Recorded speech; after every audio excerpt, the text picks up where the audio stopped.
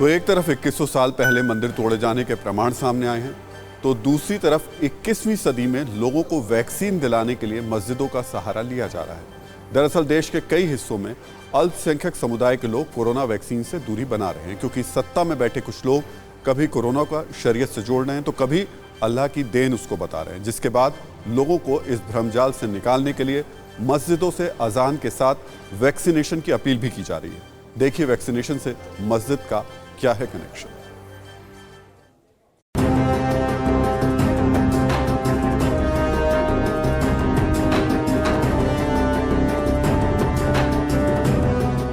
ये कोई अगर बीमारी होती तो इसकी सारी दुनिया में इसका कोई इलाज होता, लेकिन इसका कोई इलाज तो अभी हो ही नहीं रहा।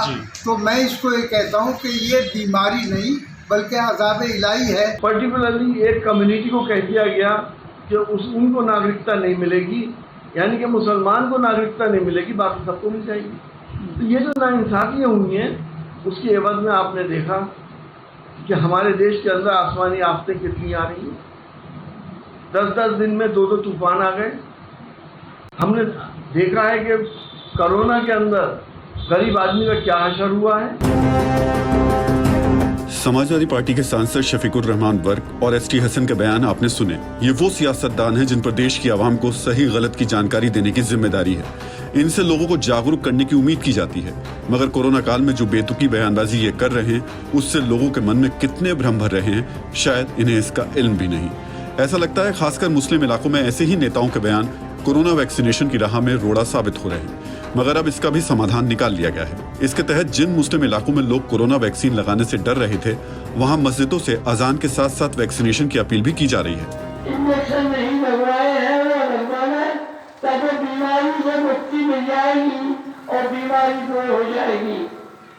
मेरी आवाज सुन रहे हो, आवाज सुनकर वैक्सीनेशन कराने और इंजेक्शन लग जाएगा, इससे बीमारी दूर हो जाएगी।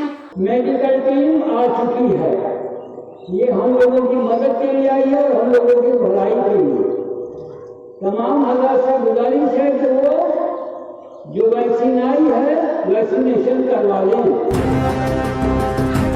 सबसे पहले आपको लेकर चलते हैं बिहार के नालंदा, जहां सिलाव इलाके में अल्पसंख्यक समाज के कई लोग वैक्सीनेशन से दूर भाग रहे थे। काफी मान मनोबल के बावजूद ज्यादातर लोग टीका लगाने को तैयार नहीं थे, जिसके बाद गांव के इमाम के जरिए मस्जिद से अपील कराई गई और इसका फायदा भी दिखा। टीम पूरी आई हुई है आपके फायदे के लिए, आपकी हिफाजत के लिए, ताकि आप हर तरह के खतरे से महफूज रहें। जो लोग दिलाना चाह रहे हैं आप पहुँचे वहाँ, टीम आपकी हर तरह के हेल्प के लिए तैयार है। अब जाके इंजेक्शन दिलवा। परेशानी लोग समझ नहीं रहे थे, मतलब इसके महत्व को समझ नहीं रहे हैं। उनको पता गलतफहमी हो गया है कि इससे दुष्प्रभाव पड़ सकता है, लेकिन उनको समझाने पर मतलब वो ले रहे हैं। कुछ ऐसी ही तस्वीर यूपी के मथुरा में भी देखने को मिली, जहां कोरोना वैक्सीन लगवाने के लिए लोगों को मस्जिद की मदद से जागरूक किया गया। मथुरा के कस्बा राय इलाके की मस्जिद से अजान के साथ साथ कोरोना वैक्सीन लगाने की अपील कराई गई, जिसके बाद काफी संख्या में लोग घरों से निकलकर अस्पताल और स्वास्थ्य केंद्रों का रुख कर रहे हैं।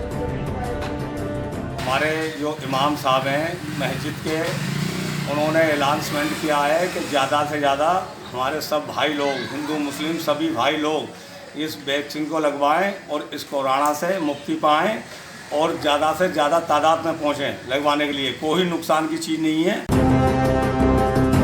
यूपी के गाजियाबाद में भी मुस्लिम समुदाय के धर्मगुरुओं ने मदरसों और मस्जिदों से ऐलान किया कि लोग कोरोना संक्रमण के खिलाफ एकजुट होकर गाइडलाइंस का पालन करें और वैक्सीनेशन अभियान में हिस्सा लें।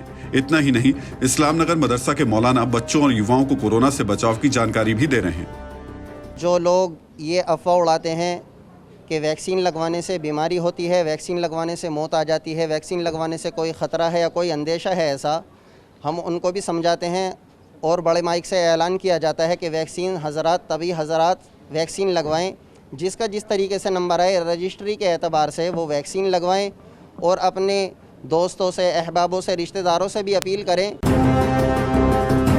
TV9 भारतवर्ष की टीम ने जब इस्लाम नगर के युवाओं से इस बारे में बात की तो उन्होंने बताया कि कोरोना वैक्सीन के बारे में कई तरीके की अफवाहें फैली थी, मगर इमाम की अपील से सारे भ्रम दूर हो गए।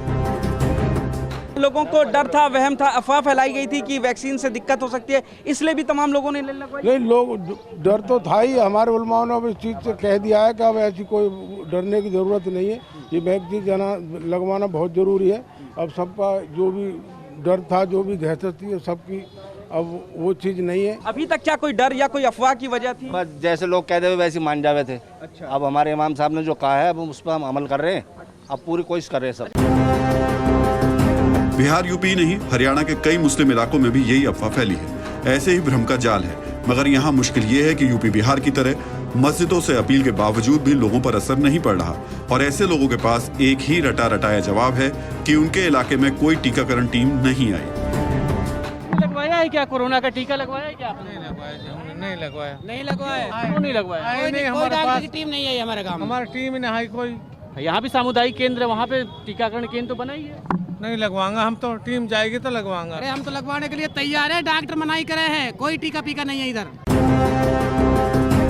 हालांकि सच्चाई ये है कि नूह के स्वास्थ्य केंद्र पर वैक्सीन सेंटर तैयार हैं, मगर यहाँ अभी भी लोगों का इंतजार है।